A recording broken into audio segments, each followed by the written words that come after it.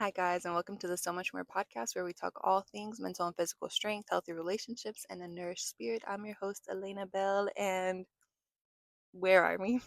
Why are we not in my bed in my cozy PJs? Because I have 6 kids and a husband who really desperately wants me to watch WWE with him. And so here we are in the car, knocking out and getting it done and winning ourselves regardless of our circumstances, right? Because if I didn't post today, you would just get a whole bunch of ugly, nasty clips um, on YouTube for the rest of the week. So we're just gonna thug it out and do it this way, which I guess is really just the whole concept of this entire podcast today because I really have no clue what I'm talking about. And I've been trying to think about a topic for like weeks since my last episode because I have had no clue what I'm going to talk about. I've been trying, and I don't know if it's the baby brain, I don't know if it's the busyness. I don't know if I'm just like not in it. I don't know what's going on, but for some reason, no matter what I think of, my brain is just fried. It's like I can't retain any information. I can't, nothing. And this is also going to be super weird because our neighbors are here, and that's so strange. Oh, yay. um, anyway, who cares? They're children. I'm an adult. Children, I'm an adult. They're children, and I'm an adult. They're children, and I'm an adult. They're children, and I'm an adult. They're children, and I'm an adult. And you know what? Actually, that's what I'll talk about today. I'll talk about confidence because all of my insides, my entire being right now, which is so stupid, but my entire insides right now want to stop what I'm doing, just go inside and quit. Like, literally, I just want to be like, I'm so done with this podcast. I'm so done with content. I'm so done with social media. Like, I never want to do it again. I'm just going to crawl into a little hole because this is weird and embarrassing. But they're like 12. They're like children. But you also know teenagers are terrifying. But I'm not going to. I'm going to stay here and I'm going to do my podcast. And I'm going to do that because I'm going to practice having more confidence because, I thought confidence was gained my whole life off of having outward accolades. So having outward appearance of beauty or having an outward appearance of, like status, achievements, awards, being well known, having a good reputation, things like that. And those are all things I've never had. So I've always worked extremely hard at having those outer things. Well, I'm not somebody who plays sports. I've never played sports. I was in choir and theater growing up, but I'm not the best singer. I'm not the best actress in the world. So I was never like the best in class. There's always someone prettier than you. I was always chasing like outward confidence. Like if I just could have this, then I would have this, right? Like if I could just achieve X, Y, and Z, then I would feel better about myself because I would like to say about me, something about me is I've never really been a confident person my whole life. I feel like I've always watched myself from like up in the sky, if that makes sense. Like from a third person perspective, I feel like I've never been somebody who's looked out of my eyes and saw everything. I'm always watching myself and watching like my interactions, how I talk with people, and it's always caused me a great deal of anxiety, and that anxiety has always torn me down in multiple aspects. And not to mention, like, I didn't always grow up with the most, I didn't grow up in the most wealthy family or anything like that. So I didn't have the best clothes. I didn't live in the best neighborhood. Um, I just have always been hyper aware of myself in a way that's always torn down my confidence quite a bit. So that inward lack of confidence always manifested itself on the outside, right? And because I was never building myself in sports and in things like that, it always manifested in very negative ways because I was never working on building it up. Not only was I not in sports or in anything like that that would help build my character, I also was not forced to do a single thing. Like my mom was very lenient with me. I was not forced to um finish my food if I didn't want to. I wasn't forced to join a sport and stay in a sport. I was never forced to start a project and finish a project. I picked up and dropped projects like nobody's business. I was constantly doing this, doing that, doing this, doing that. When I was hard, I quit, etc., etc. And it only affected my confidence more and more and more. And then when you lack confidence inwardly, it manifests on the outside, right? So then I began doing other things. I began dabbling in, I don't know what words you're allowed to say on YouTube, and then on TikTok, and then on Instagram. Anyway, I started dabbling in drugs and alcohol and sex before marriage because my confidence was so low, right? You begin seeking love however you can seek love, or seeking approval however you can seek approval. But those things were only tearing my confidence down more and more and more and more. And that lasted, oh my gosh, so long. Like literally, I don't think I really noticed how much I lacked confidence until I was like 19. In 19, I got into an environment where I was around a lot of beautiful women, a lot of driven women, a lot of well-spoken women, and they were the type of women that when they shook your hand, they looked you in the eye, right? They were constantly growing themselves, and I just shrunk into my absolute smallest self in that environment because I had such a lack of confidence.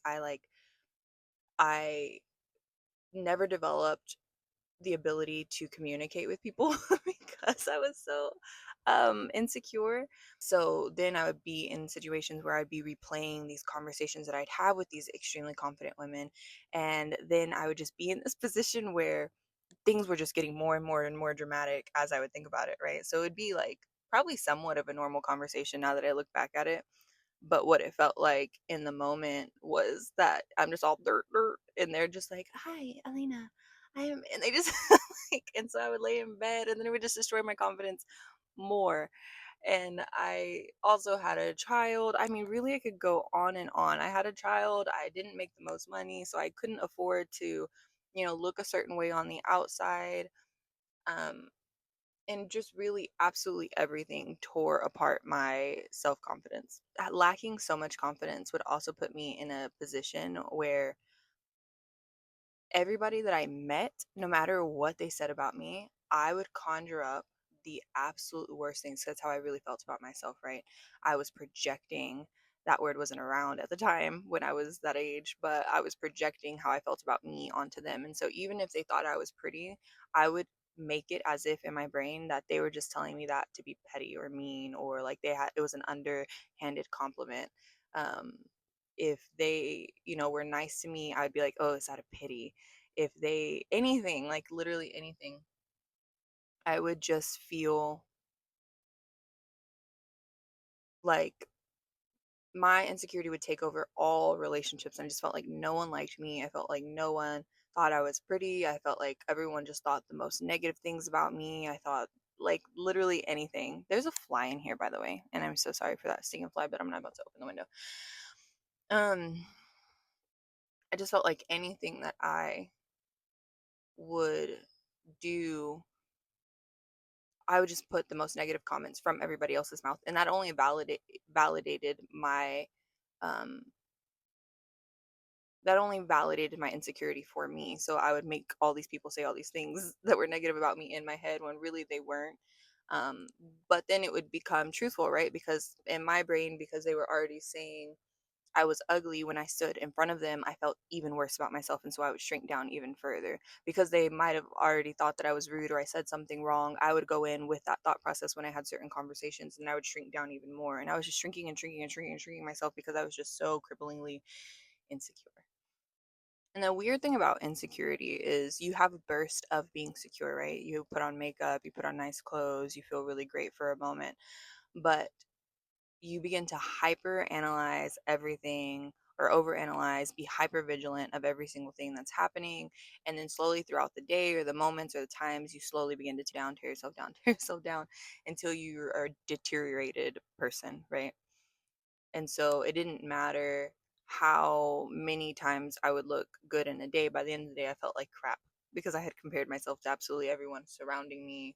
I had compared myself to a better version of myself, etc. And I didn't really know how to change that. I did not have any clue on how to change that until I had already had like four of my children.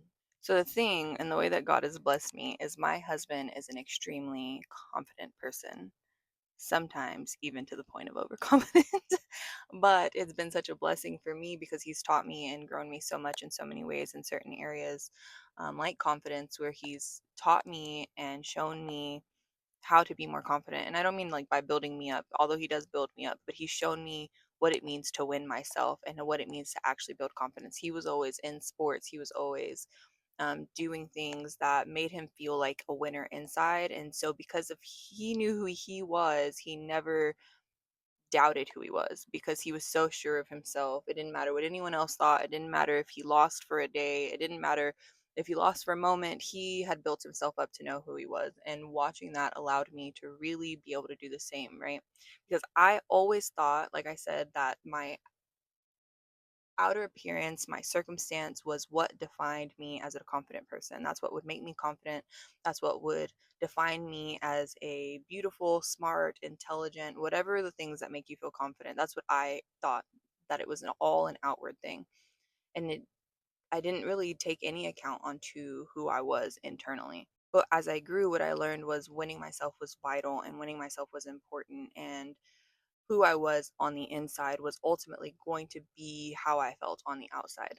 And so being so undisciplined, being in nothing where I won, being in nothing, like being somebody who was allowed to quit everything, that's how I felt about myself. Being someone then who had made a bunch of mistakes, just that just added on to how badly I felt about myself, because I was the person who was ashamed, who was embarrassed, who was um unlovable, blah blah blah, because I had built that character of myself. Because you really are your own created character, right? Like you can be anybody that you want to be, because especially with the world we live in, we can literally create ourselves to however we want. On top of finding Christ or being Christ centered, you also begin to define yourself by him, right? Because it's not necessarily how he defines you, it is that when he lives inside of you, you become the fruit of him, the image of him, right? The beautiful thing about being in Christ, because the more that you grow into the image of Christ, the more that you bear the fruit, the more that you bear kingdom like principles, the more that you have confidence in yourself, because it's not necessarily you who you have confidence, it's the Holy Spirit who dwells within you, who radiates throughout you, right? It's because of Jesus, the Holy Spirit, who just shines outside of you, that you are the light on top of the hill. Not because I'm so awesome, I'm so great, I'm so beautiful, but because you know the things that you stand for, and Christ is the beautiful thing. I'm going to talk about how I grew my self confidence really quickly, and then I'm going to wrap it up before I have to go inside because it's getting dark. So, first things first, you got to find out what matters to you and then begin to build on those things, right? So, for me, things like reading, exercising, like reading my Bible every day, I make sure that is a priority in my life, and that's something that happens every day. I make sure that I read books so that I'm growing in knowledge and wisdom. I'm also somebody who prioritizes my physical health. I make sure that I'm physically healthy, not only in regards to working out, but also to eating. And I work on those things every single day because I know that they're going to produce for me a steadfastness, and I know they're going to produce for me a confidence, not only on my outward appearance, but also on my inward appearance. Another thing is not letting myself off the hook. I had to learn, which was a really hard thing for me, I had to learn that I cannot just let myself off the hook all the time. If I say I'm going to do something, I'm going to do it. I let my yeses be yeses and my noes be noes, like scripture says, right? I have to, if I'm going to commit to something, I have to commit. If I'm going to make a plan, then I'm going to stick to that plan. And that can be really hard because we find ourselves oftentimes speaking that we're going to do X, Y, and Z, saying we're going to do this, start this new project. But what we don't know is that actually destroys our confidence when we don't stand up and do those things. When we say, oh, we're going to work out for the next 90 days, and then we don't, all that's reaffirming in our brains are those negative things about ourselves. So I let my yeses be yeses and my noes be noes. I do what I say I'm going to do, and I want to be a stand up person, a person with integrity. The third thing would be how I speak to myself. So I'm not I'm not a stand in the mirror, put your arms up and say I'm beautiful and strong. Not that. I don't do affirmations. That's not what I mean. What I mean is when I speak negatively to myself, I rewrite what I've said. And I also don't believe in lying to yourself. So I also don't believe that sitting there and telling yourself you're a winner when you haven't proven that is going to do you any good. I don't believe that sitting in front of the mirror and telling yourself, I have a small nose, I have a small nose, I have a small nose, is going to change the fact that your nose is not small. Lying to yourself about the reality of who you are only makes you feel worse about yourself, because you begin lying to yourself and you know it's not true. And so when you begin to tell yourself things that aren't true about yourself, your body, your mind knows it's lying. So you can still reframe those things, and you can say, if something that you've always done is lied and you have a habitual problem with lying, saying I'm not a liar doesn't make you feel better. Standing in front of the mirror and saying I have the ability to grow and change. Today is the day that I no longer lie. When things get tough, I can choose to tell the truth instead of lie. Even though lying is my natural state, I don't have to. And rebuilding from where you are currently and building those things up to be truth about yourself. So that's what I mean by saying that I had to learn how to talk to myself properly. Looking at myself and telling myself in the mirror that I was strong and sexy, even though in fact I was not. I was flabby. I'd had multiple children. I ate poorly. Didn't do anything for me. Looking at myself in the mirror and saying, "Hey, the fat is there, but it can be gone. It's changeable. It's a matter of time before it leaves. If I get up and win myself today, if I get up and work out today, it'll just make progress for tomorrow." And the final thing is not giving a rat's poopy doopy about what people thought about me and what people think about me. I have to and have had to, and it's a constant practice where I have to sit and say, I don't know if they're thinking about me. I don't know what they think about me, but I know what I think about me, and that's all that matters. I don't know what they're saying about me. I don't know which light they're putting it in. I don't know what the heck is going on. I don't know if as I'm walking in here, people are looking at me because I look crazy. I look like a 9-foot giant. I don't know, but I don't care. Because as long as I know who I am, God knows who I am, my husband and my children know who I am, and my close friends or my friends, that is all that matters, because people are just a constant state of projecting how they feel about themselves and what's going on with themselves onto you. And so there's absolutely no point of sitting and thinking how they might feel about you, because how they probably feel about you is probably constantly changing. They're probably always thinking new things about you, but the reality is they're probably not actually thinking about you at all. They probably don't care even the little tiniest bit. So the beginning of the video and those kids came out, they might have thought about me for 2 seconds, but then as they walked up and down the street, I guarantee you they're not thinking about me anymore. I'm sure they're thinking about 9 million other things. And so not caring what people think or might possibly think, or not dwelling on what people might be feeling about me, is the majority of what's changed it. And recognizing that the way that I feel that they feel about me is probably just how I feel about myself, and then being able to address that internally and run to God. On top of that, what I'll add is, if you're looking and you're thinking about doing something like social media or being in something where the focus is on you, whether it's in something where you're on a stage or performing for people, an entertainer, or you're putting out content, whatever it may be, the more that you do it, the better you'll feel about it. Because when I first started putting out content, it was really really hard for me. I was like watching my video 30 times, 40 times, posting it, and then still watching it like 30 times, possibly even deleting it because of how nitpicky I was. And I don't know if you've ever done this, but like if you stare at something for long enough, it kind of distorts the way that you see it. And that's what I would do to myself. I would just look at myself for so long that I'd begin to pick myself apart, and I would distort the way that I truly saw myself the very first time I watched it, which is the whole reason you posted it, right?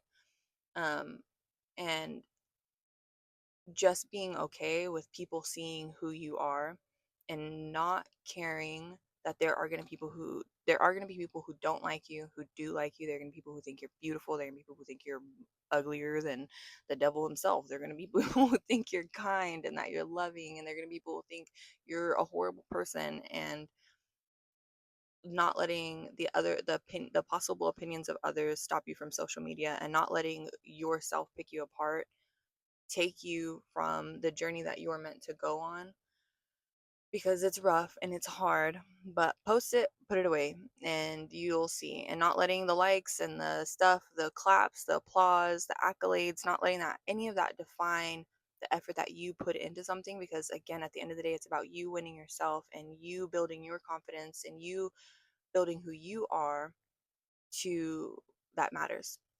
Sorry, I'm actually lying. This is the last thing I'll add. Because when you walk into a room and all you can think about, or you're at home or wherever you're at, and all you can think about is yourself and how bad you feel about yourself, you're taking the eyes and the focus off of God.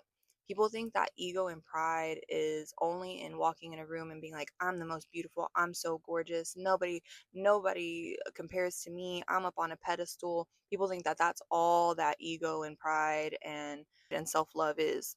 But that's not true. Self-love is a focus of self, and that comes in insecurities, anxieties, a lack of self-confidence. That comes in that too, because you're taking the focus off of what God is intending you to put the focus on, which is the other people in the room, the other people you're talking to on social media, the other people that you're trying to reach, the people that he's trying to reach through you, and you begin to put that on yourself.